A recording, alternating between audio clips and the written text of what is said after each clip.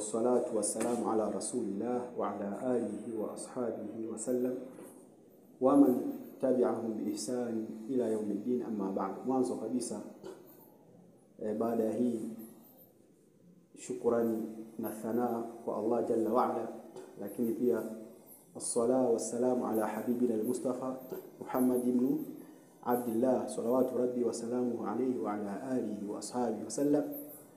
Fa usikum wa iyaya bitaqwa Allah jalla jalaluhu fa innahu qad faza al-muttaqun. Niusie nafsi yangu na kuasa jamaa zangu katika jambo zima la takwa, kwa hakika wamefuzu na kupata saada wa mchao Allah.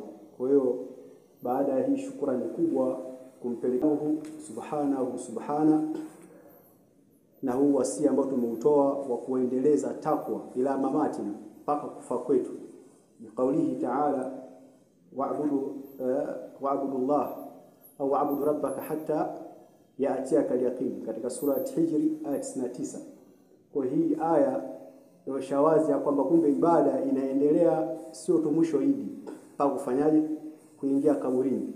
Falidhalika tupo katika ayamu al-akli wa shurbi wa dhikrillah, kama qala sallallahu alayhi wa alihi wasallam. Tupo katika masiku ya kula sana na kunywa sana na kumtaja nani. Kwa yote akitokea atakayefunga siku hizi tunasema wewe umeenda against na sunna, tumekufanya hivi. Kwa hiyo ya kufunga umepata wapi?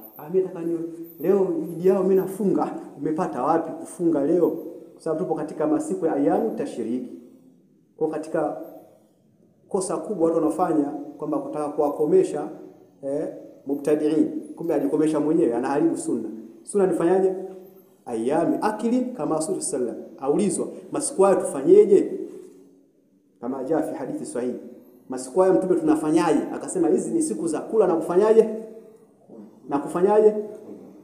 na kufanya dhikri. Kwa hiyo ukifunga katika masiku haya maana yake umefanyaje? Anta mukhalif, wewe umekhalifu ni sunna, na hiyo maana yake haiko. Kwa hiyo ni tambihi chache kabisa. Kwa hiyo jamani, tunamshukuru Allah kutana tena kwa mara nyingine hii.